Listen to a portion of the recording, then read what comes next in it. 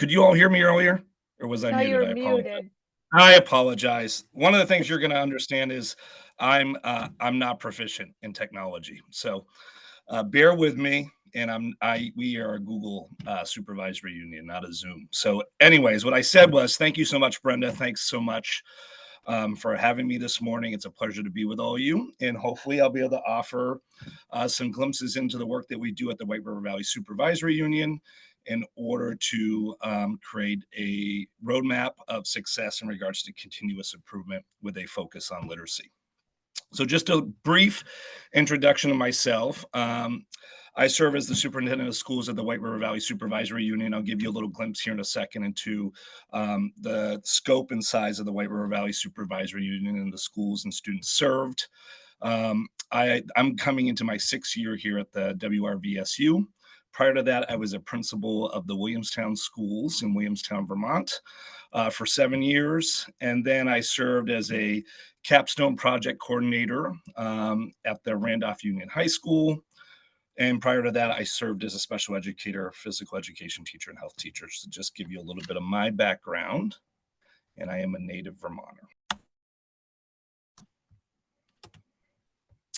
So just to orient yourself a bit to our supervisory union, we go across 10 towns and we serve students across 3 counties. And the schools of the WRVSU, we serve a district in Granville, Hancock, which is a complete choice district, pre-K through 12. And then we serve students in Rochester, Stockbridge.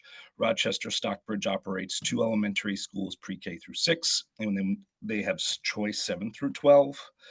And then we serve White River Unified District, which serves students at the Royalton and Bethel Elementary Schools, pre-K through 5. We operate a 6 through 8 middle school at the Bethel campus, and then our high school is 9 through 12 at the Royalton campus, the White River Valley High School.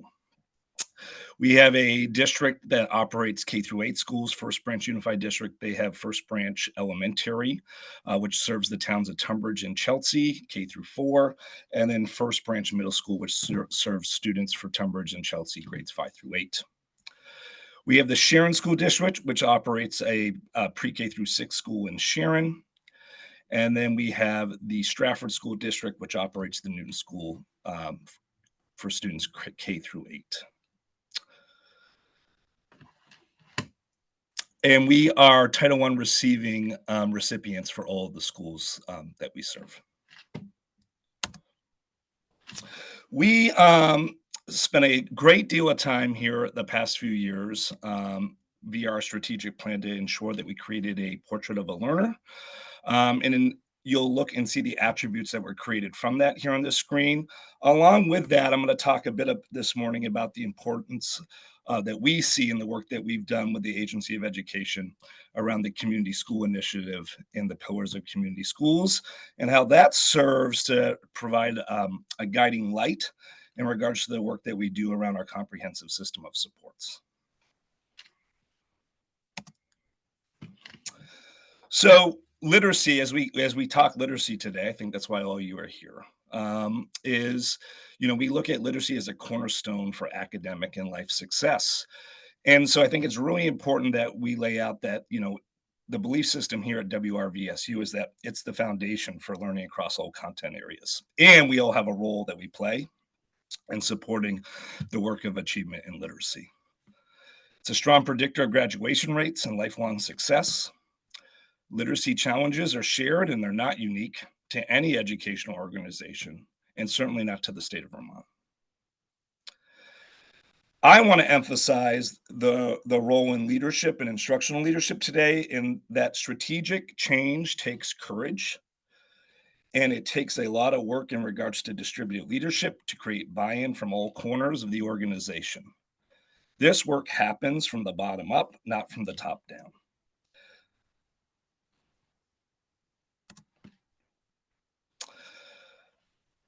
My belief that literacy efforts often fall short because we have a fragmented implementation across schools, whether that's a supervisory union or a supervisory district, that often we see implementation not occurring with fidelity.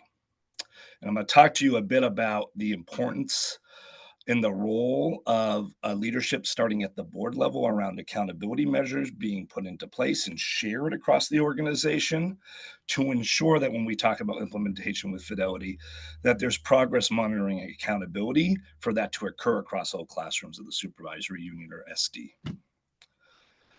We often see a lack of alignment between curriculum, instruction, and assessment, that those things are not supporting one another, and that we haven't taken the time to engage teachers in the important role that each one of those play and assure that there's attunement across all three. I'm going to spend some time today to talk about the importance of teacher preparation and support. And I mean that in regards to what is the role of the educational organization to support teacher preparation and support. And I think often we find that we're absent of district-wide data use and culture. Here at the WRVSU, we pride ourselves in being data informed, and I'll talk a bit about what that means for us and the importance of the organization to create structures to be able to ensure that we can have useful implementation of data and data teams, and that we create a culture of pausing to celebrate our successes along the way. I don't think often we do enough of the use of data to ensure that we're pausing to reflect on successes, celebrate successes, and learn from one another so we continue that cycle of continuous improvement.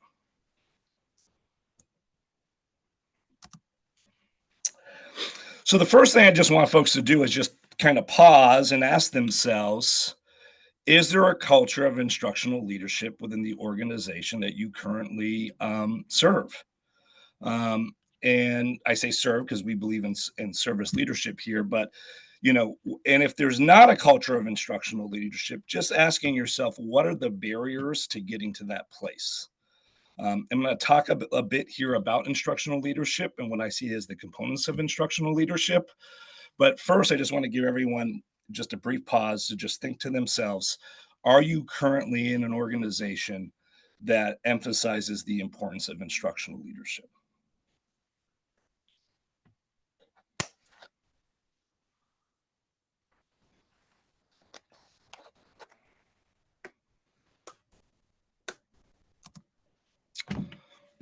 So I think in order to get to instructional leadership, we have to have a well-articulated roadmap for success because we need to know where we're going. And in our organization, our strategic plan work happens with all stakeholder groups, and we get provided feedback from across all stakeholder groups. And what do I mean by that? I mean that it's teachers, it's support staff, it's all support staff, it's families, it's students.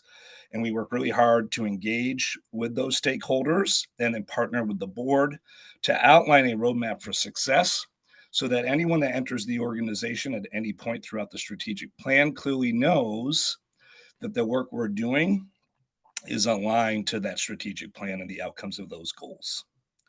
I think you have to have that roadmap in order to get to instructional leadership because it's transparent. We know where the accountability measures are, and it's really clear about where our goals and priorities are in the upcoming year or years. So we are currently in a strategic plan that we are revising, that we're getting ready to implement a new strategic plan coming forth here for the next 3 years. But the strategic plan that I'm going to share with you today that is just concluding, the first goal that we articulated was to form and sustain a comprehensive multi-tiered system of supports. And, I've actually done a lot of presenting in the past with my colleague, Michaela Martin, on the importance of the MTSS framework and work and response to intervention. I haven't done that in the last 6 years. This is kind of the first time I'm back presenting again. But I would say to you that this idea of creating a system of supports that's comprehensive both academically and socially emotionally, I believe is critical in order for us to reach the outcomes that we want in any content area or to ensure that the students have the attributes of a portrait of a graduate or learner, whatever. We are intentional around learner because we want to make certain wherever our students exit the SU that they're exhibiting those attributes. But Within that MTSS framework, it was critical that we had evidence-based best practice to instruction, that we utilize student data to ensure student growth, and that we encourage a rigorous and innovative and relevant learning environment throughout the system of supports. And our focus in our MTSS work certainly is ensuring, as I said earlier, in regards to instructional leadership, implementation with fidelity at all levels, both universally, at target, and at intensive, and ensuring that the system has progress monitoring tools in place to make certain that we're implementing with fidelity across all three. So you may say to yourself, well, Jamie, what does that mean? That means, like, if we're going to say a student's going to receive targeted intervention, it's going to be by a highly trained professional. It's going to be a minimum of 4 days a week. It's going to be gap filling. It's not going to be keep up. And we're going to ensure that we're progress monitoring that student every 6 weeks. And if we're not seeing growth in that student, then as a data team, we're talking about why not, what might we need to tweak. Is the universal instruction and intervention not aligning?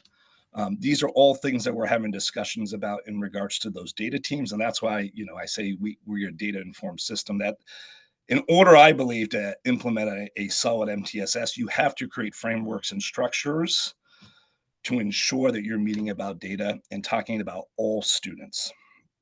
By the way, it's my goal that all students are growing a full year's worth of growth, or that we're gap filling to ensure that we're closing academic gaps.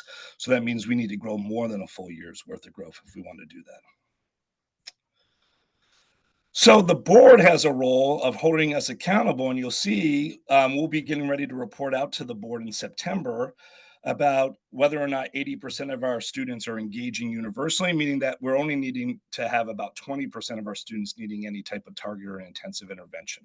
So that was part of how they were holding us accountable, is whether or not we were able to decrease the need for intervention, and whether we were able to have students meeting the benchmarks that we have imposed on ourselves in regards to our local assessment system of meeting 80% of students' needs universally and not in need of target or intensive intervention. Goal 2 for us was to implement a pre-K through 12 proficiency-based learning system. And you'll see within that, the framework was important that we were going to utilize a comprehensive approach to ensure relevance, rigor, and personalization. People need to understand in your organization what your curriculum is and how they teach to the curriculum and how we are assessing the curriculum. And we are really clear that our curriculum is not necessarily the instructional tools that we use in the classroom universally to get to the priority performance indicators that we have identified. That those priority indicators are the curriculum, right? And our scales that help assess those indicators. The implementation of Bridges Math or Foundations or geodes, those are instructional tools. That's not the curriculum. But we are really clear that when we select a universal instructional tool, that we expect that everyone's going to implement that instructional tool with fidelity. And you'll see that the board's really clear in regards to measuring that success, that we do report out throughout the school year in regards to our universal benchmarking system with our boards in regards to how our students are achieving in both literacy and math. But they want to see average scale scores exceeding the proficient benchmark in English language arts as measured by VT-CAP. And they want to see average scale scores meeting the proficient benchmark in math. And finally, and this is important, I think, that you got to educate your boards about the importance of, if we have a comprehensive MTSS system and successful universal instruction, that we ought to be able to cut the number of students who are scoring at the level 1 by half at each grade in ELA and math in regards to our cohorts. And so they'll be receiving a data report on those spring VT-CAP scores as soon as those are released by the state. And then they'll be measuring our success and using that information to guide our work as we revise our strategic plan. And then finally, the last goal of our strategic plan is that we want to improve student learning and increase equitable educational opportunities. And this really has essentially started to capture our community schoolwork and initiative work. But one of the things that I'm really excited about and that we were 90% successful is that we were able to get some type of authentic capstone project presentation or passion project across each of our schools as students exited across the supervisory union to showcase their knowledge, skills, and interest using their own voice. And so we'll continue to build upon that. But again, coming back to the basis of if you're going to be able to do that type of work, we got to make certain that we get the foundational work in regards to literacy in place so that our students are ready to be reading to learn and that we're not still trying to fill foundational gaps in the fourth, fifth, sixth grade.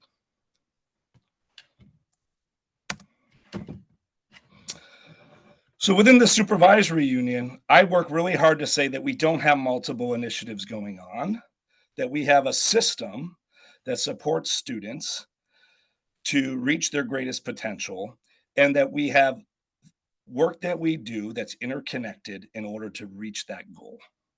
And so we have the community schoolwork and the pillars that we have implemented throughout the supervisory union. We have revised over the last 5 years our curriculum documents to ensure that they're viable and that they reflect that what we actually teach and assess and expect students to know, understand, and do, and that they're created in a way that our any stakeholder group can access those documents and hopefully have a really clear understanding of what we want their students to know, understand, and do.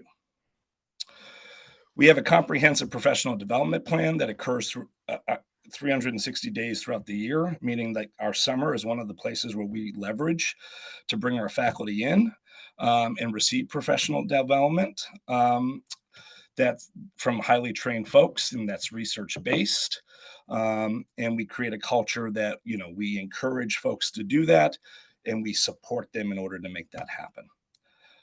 And then throughout the supervisory union, we have early release days twice a month that continue to focus on professional development. I'm not a believer in faculty meetings or in-service time being used for nuts and bolts. I think that it needs to be used and reflects the work that we're doing within our professional development plan.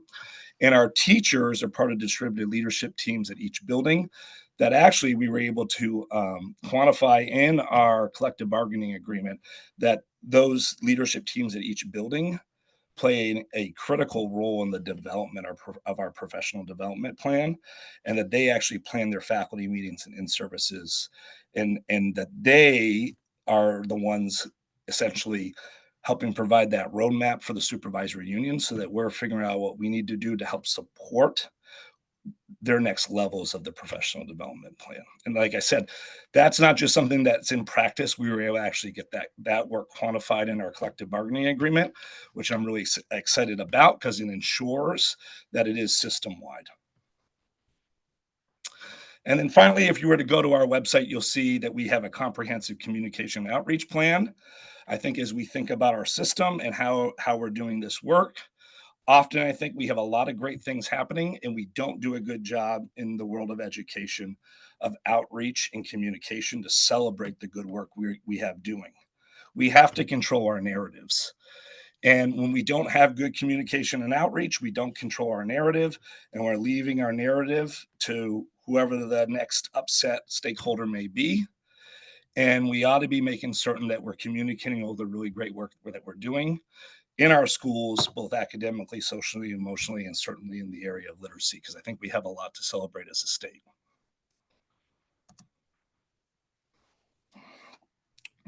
So from where I sit in regards to, the CEO of the organization, my work with the board is really important that I'm educating the board about the priorities of their work, meaning like their priorities should be strategic planning, budgeting with the idea that the budget is their most important policy document that they have annually. Does the budget that they put forth to voters support the work of the strategic plan? And are they focused on policy and goal setting that aligns to the strategic plan.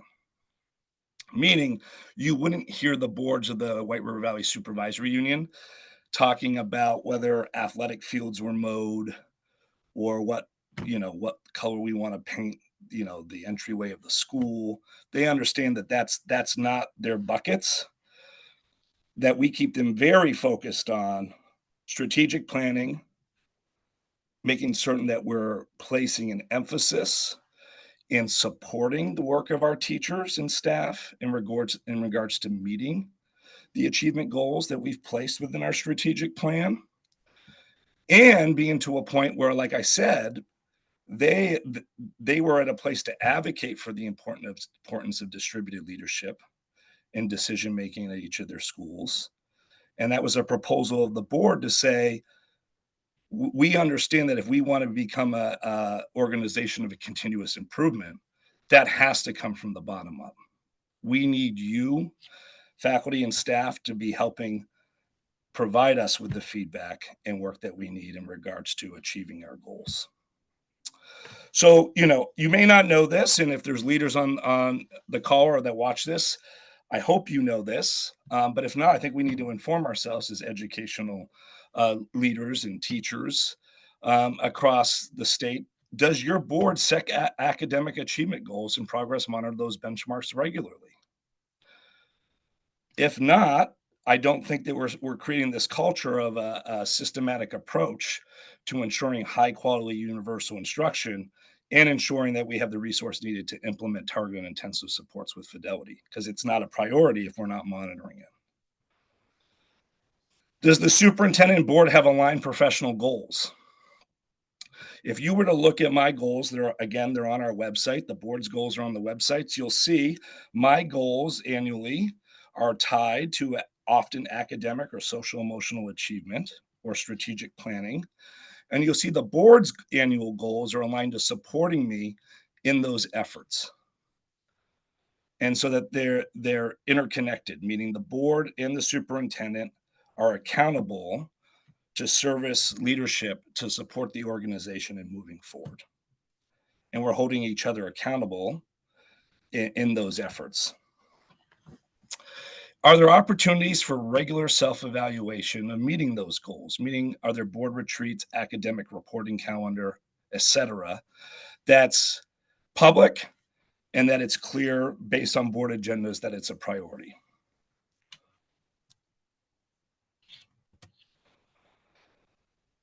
It's really important, I said this earlier, that we celebrate data across your organization because you're all working incredibly hard. Um, and so if we're not taking time to pause and reflect on the successes, I don't know how we continue momentum year over year.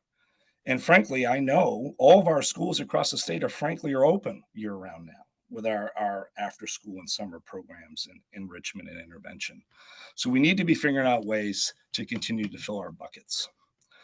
So I have a wonderful team of educators and staff and administrators at this organization. So I wanted to take the opportunity today to celebrate them. One of the, I think, a huge indicator for us in regards to are we meeting our families and students' needs are our budgets being passed. There's a lot of talk in the state in regards to trying to reduce cost and the impact of taxes. And I agree with all that we need to be efficient. And I think if we do this work in regards to our comprehensive system of supports, I actually think that's where the major savings is. But I think an indicator of passing budgets is are our consumers, our families, and our communities happy with the product that we're creating, meaning the outgoing students that we're putting out into the world. If they are, they typically pass budgets. And so one of the success markers that we have is since 21 through 26, all of those budgets have passed across our 6 districts. 72% of our 10th graders at the high school achieved the national benchmark in reading across the FastBridge reading assessment.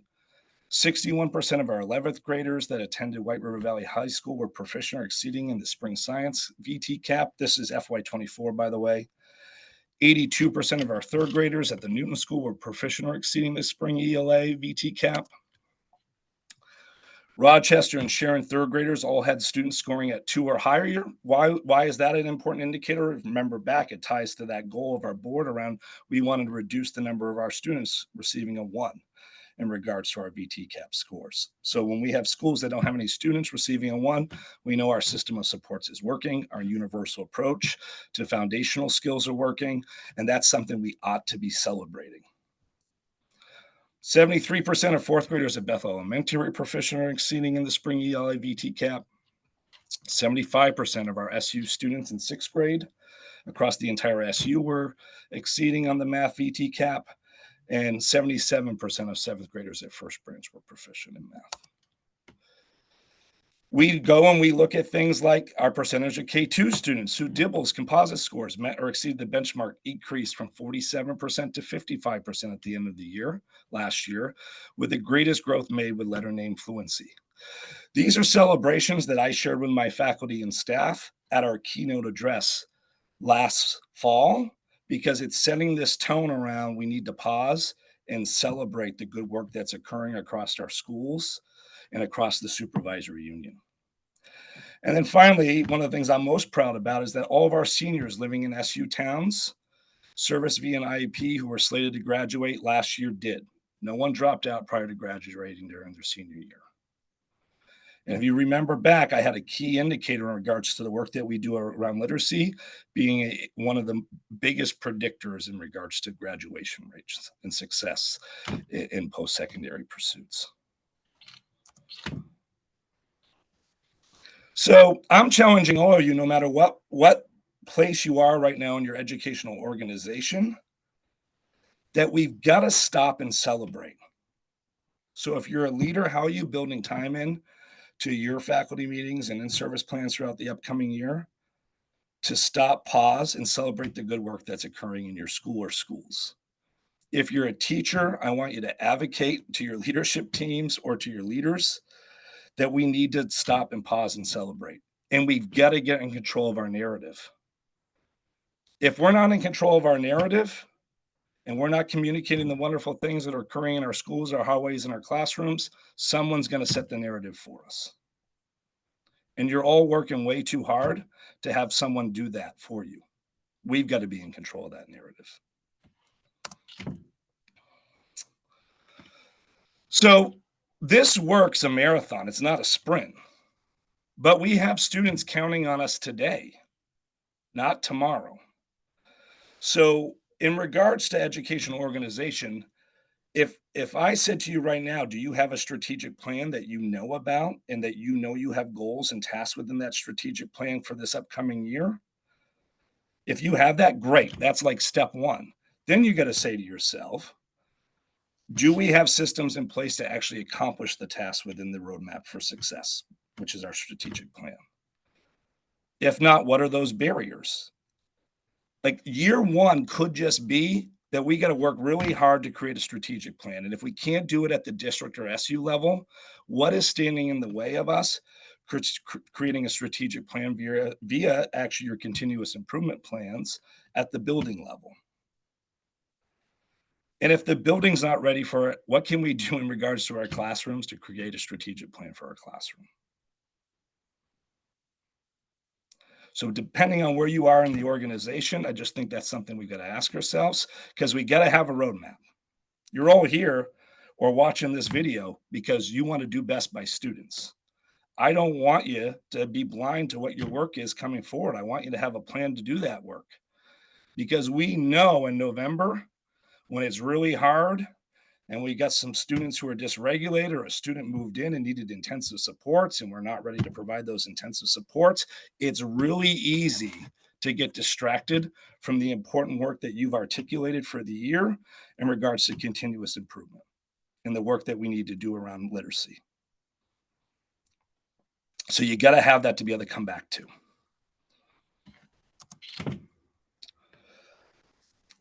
This goes with what is your why? It's clear to me you're all high quality professional educators because you're taking the time in the summer to be on this either live or watch it later. So it's important in those hard times that we've got to know what our why is. For me, it's ensuring that every student has the supports and extensions needed to reach their greatest potential.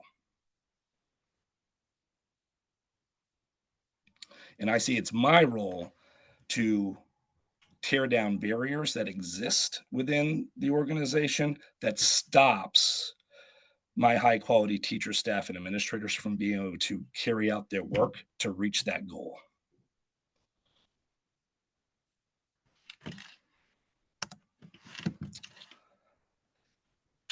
This quote I just love. I think it's at the heart of what we try to do in Vermont.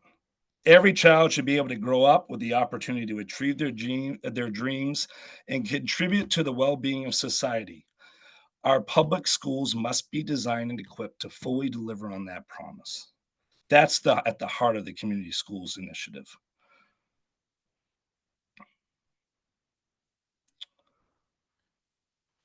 And if we're not able to deliver on that right now, just think we got to step back and say, all right, what are the barriers to that? What are the resources that we need or support needed to deliver on that promise?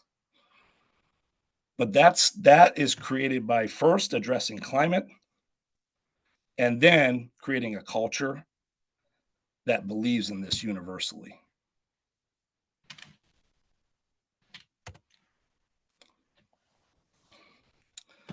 So when we think about the work ahead, I really would encourage us to work on creating a district literacy needs assessment. And if you've done that, great.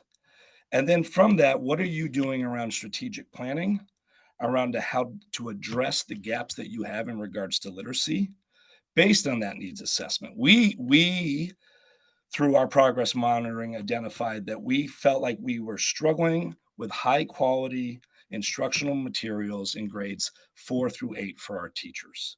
We had done a really good job, we felt like, implementing phonemic awareness in phonics and the science of reading through grade 3 and supported our teachers with high quality materials that they had a role in helping select, and that we were doing a good job of progress monitoring and observing teachers to ensure that they were implementing those materials with fidelity.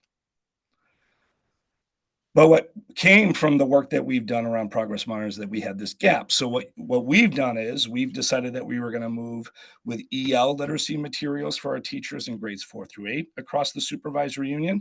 That was not a decision that happened at the SU level.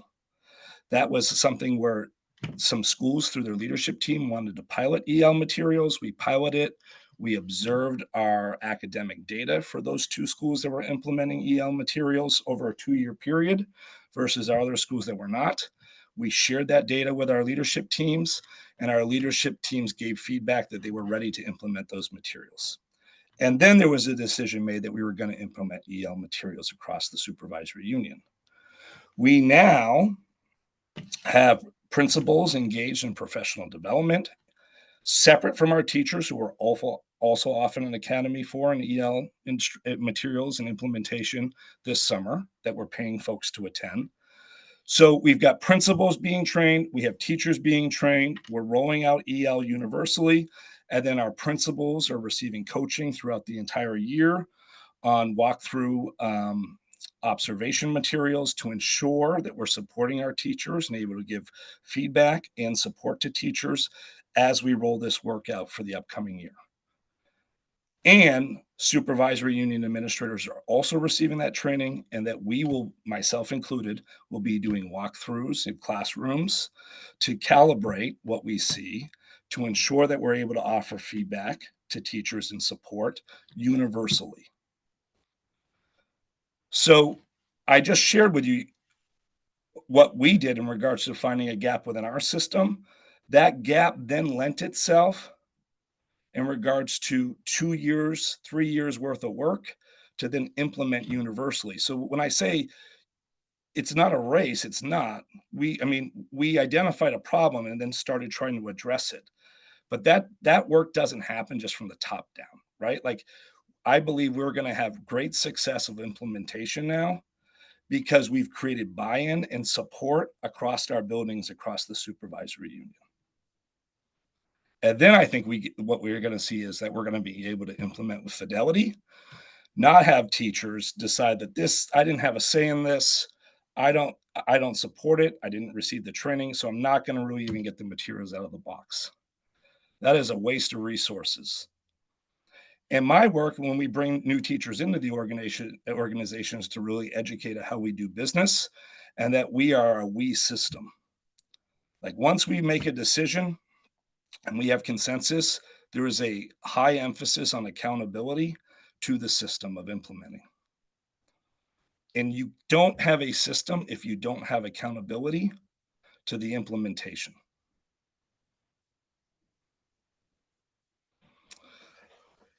You got to develop and communicate a clear roadmap, right? So when I get in difficult conversations about why we're doing something or why we're implementing a certain PD plan, I always go back to the roadmap for success, our strategic plan, and make it really clear this is not a Jamie decision. This isn't your principal decision. This wasn't a board decision. This was a we decision. We articulated we were going to tackle this work. And I think that helps depersonalize those difficult conversations because it's not a personalized decision like it was a we decision.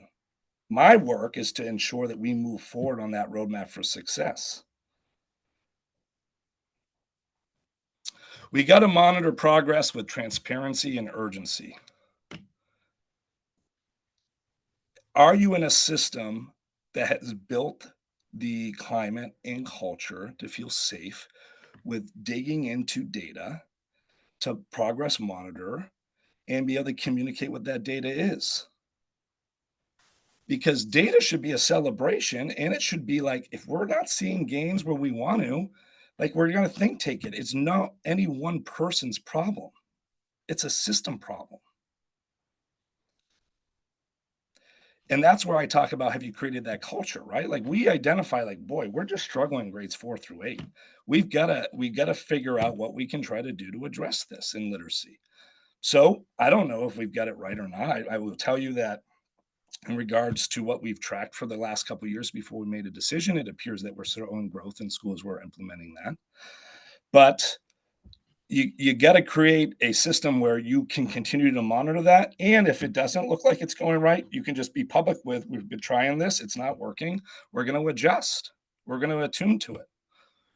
And that's no one person's fault, right? Like there's no harm and be able to acknowledge like we're not seeing the success we thought we would. We're not getting the rate of our students performing at a level 1 down.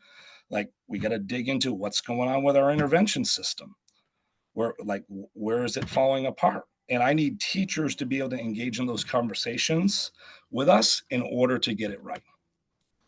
And I come at it from like, what do we need to do different? I need to learn.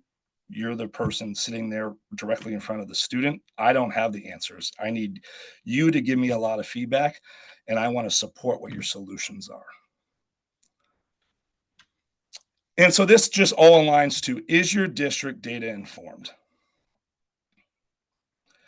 And if you're not data informed, I don't know how you do this work of addressing literacy gaps in our students. Data does not need to be a bad word. It can be a really great word because we can celebrate individual student success. And we get way too caught up on is the student proficient or level 2. I really encourage my teachers, can we just please progress monitor scale scores and look for growth and trends in regards to personalized growth of each individual student. And then create a system that makes it easier for your educators to do that work. That's the work we've been engaging with here recently in regards to leveraging EduClimber. I don't want my teachers to have to dig for student data. I want my teachers to have that data on their fingertips. I will tell you we're not proficient yet at that, but we're getting better every year. And I think this year we're going to be really close to becoming proficient in it. But in order to be a data informed system, we got to figure out what are the barriers to stopping from that work happening.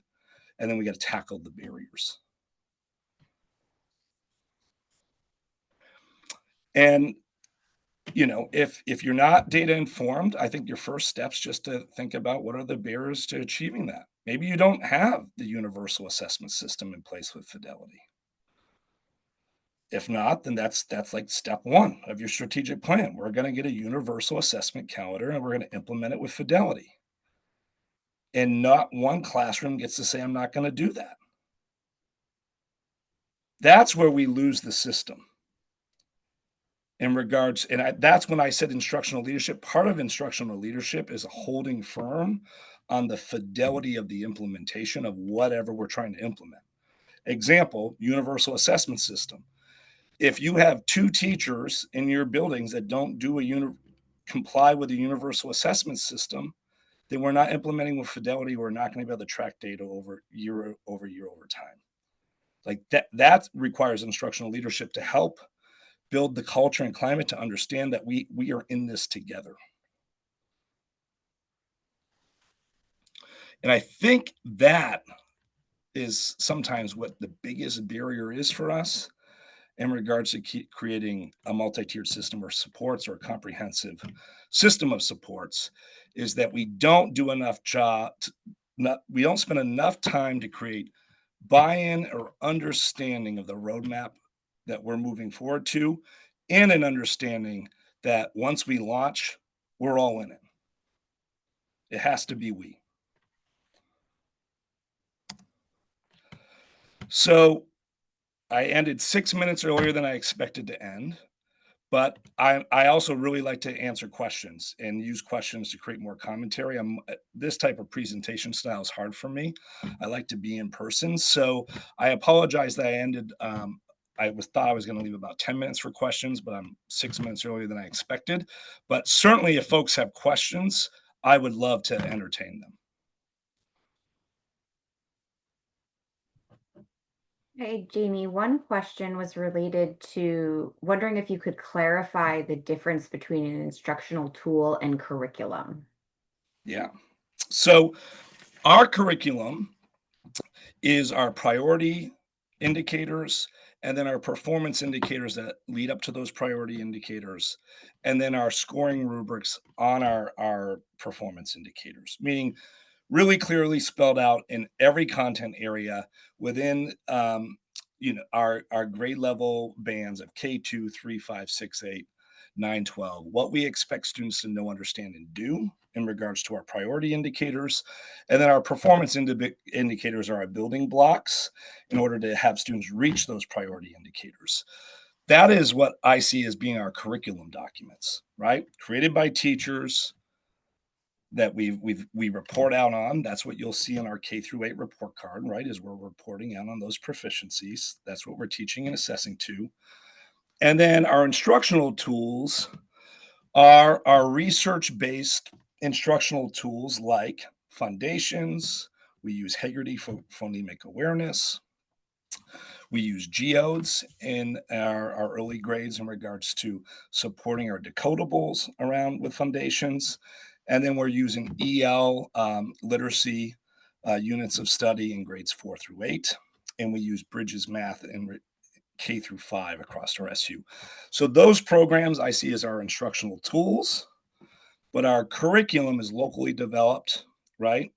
And board approved in regards to what our ends are, like what we all expect students to know, understand, and do at the end of each grade level or grade level band. Thank you. I don't see any other questions in the chat. If you want to throw a question in now, go for it. Or if you'd like to just unmute yourself and ask a question, if that's okay with you, Jamie, go for it. If anybody else has. Yeah, and I did want to mention real quickly in regards to our menu of interventions, in regards to literacy, that part of your comprehensive system has to be really clear in regards to what are your instructional tools and research-based approaches that you're using for intervention. And I talked about the importance of gap filling, not keep up. Intervention to me is never about, I'm going to go in and support Jamie on the universal instruction that Jamie's been receiving in the 5th grade classroom. Intervention is going to be, we're going to do diagnostic testing to see where Jamie is struggling. It could be still decoding, which is impacting fluency, right? It could be an issue in regards to Jamie's vocabulary acquisition that's impacting comprehension. But I expect that my interventionists are going to be able to work with the universal instructors to identify what those gaps are. And then we're going to use a research-based approach in order to fill those gaps. That's something that I did not emphasize enough with all of you. So it's really being clear about what intervention is and isn't. We're clear about how we define that. I do not have any tolerance for that student Jamie's receiving intervention because they're receiving push and support in order to accommodate universal instruction and call that intervention. That's not that's just not how we do our business here. All right, that may be an accommodation that we support a student with, but that's not intervention. Don't call that intervention. I have a question. You mentioned that part of your job in all of this is to remove barriers to help your staff succeed at what they're doing. Can you just give some examples of barriers that you've had to work to remove? Yeah, thank you. Some barriers could be literally staff saying, I don't have enough instructional time in my universal schedule in order to implement my literacy block with fidelity. And that I'm then strategically meeting with teams of teachers and principals to say, what are the barriers for us giving the right amount of time for literacy instruction? And then sometimes that could mean me going back and speaking to the board and saying, we've created such a menu throughout the day of supporting students in regards to the arts or the performing arts or outdoor education that we're not able to reach your goals that we've created with the strategic plan because I don't have a literacy block that I can implement with fidelity. And so I need you to know this is not Jamie prioritizing one thing or the other, but we've been really clear that we need to implement universal literacy instruction. So we got to have a master schedule that allows for that to happen. And so that would be something where I would support barriers. Sometimes it's resource related, Brenda, meaning like we don't have high quality instructional materials.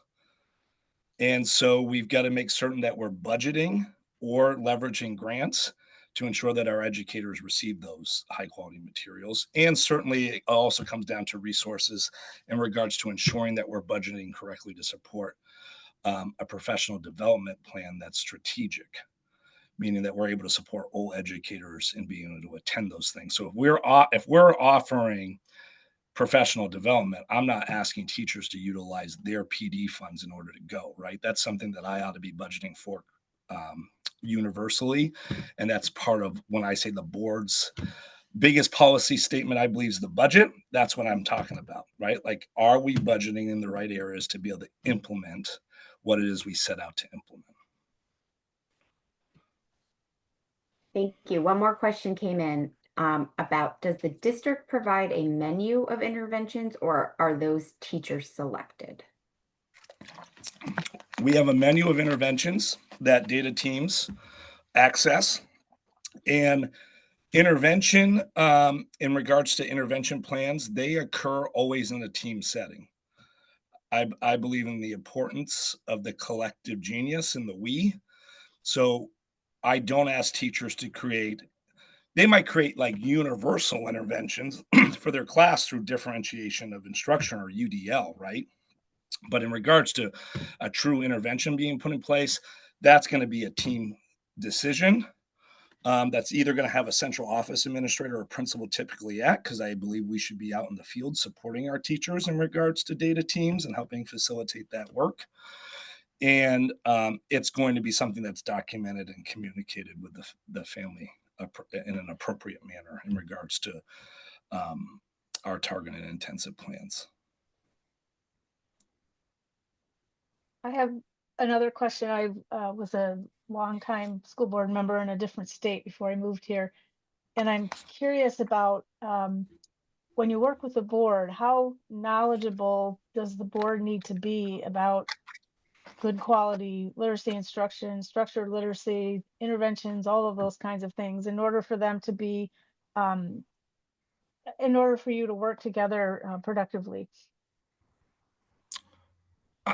That is part of our board development work, Brenda, in regards to we have our own board training and onboarding here at the SU and mentoring program. And I think part of what we work really hard to do in year one of when new board members come on, and I'm meeting with new board members, is that I'm training them in our strategic plan, but I'm also training them in the importance of their work in regards to ensuring that we have high quality universal instruction. So you would see on our agendas, we have presentations every board meeting that we call Celebration of Learning, that our teachers or students come. That is strategic because the idea is that I want them to see what high quality success and achievement looks like so that they can articulate it, right? And so they're receiving regular reports and education from us in regards to why this work's important. And then they're gaining to see the story, the narrative of that work carrying it out in their schools at each month. So I think that over that course of that occurring throughout a year, that they can really start to articulate and understand their role and importance of their role and being able to see that achievement occur. And then it's creating the culture with the board that they see that is their actual priority, right? Is student achievement and learning.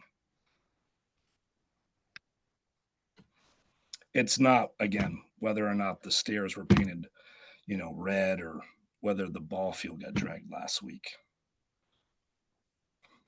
I mean, if we're focusing on those things, then we have a failure within our system, right? That we're not tending to business. But in general, I want them really focused, like I said, on strategic planning, on goal setting, on progress monitoring our work around meeting those academic indicators, and then budgeting appropriately to support that work.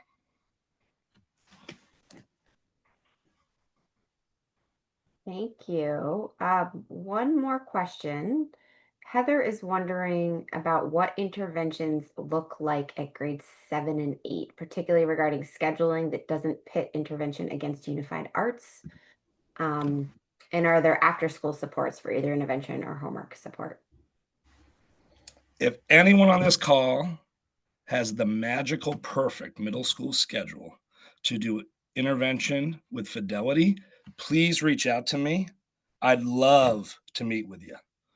Because this is something I feel like we've been tweaking for the last, we're going into 6 years in regards to how do we ensure we can provide true intervention that doesn't impact universal instruction in the core content areas or impact, like you just said, what we call our essentials, right? It doesn't impact music or visual arts or physical education. So I'm a big believer in that longer blocks allows you to do that. So we have a middle school now that's double blocking up in regards to 2 45-minute periods.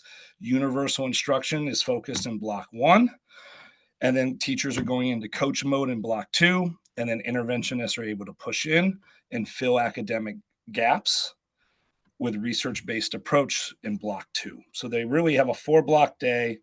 It's 8 periods though, because it allows us to flex when our essentials are happening. But that's, I think, may end up being our best approach yet in regards to creating a universal schedule that ensures we're able to implement interventions with students without it impacting universal instruction for our students. And just know I am steadfast. Every now and then it can slip through the cracks and I find out about it. I do not want students missing universal instruction or missing another content area due to intervention. Every now and then I'll find out about it and we need to correct it. But we try really hard to create a schedule that supports the fidelity of implementation of intervention. And then if we do our job, I mean, frankly, right, if we get a system of implementation with fidelity at the elementary level, I hope what we're talking about gets easier and easier because we don't have a lot of students needing intervention at the middle and high school level. That's really the goal.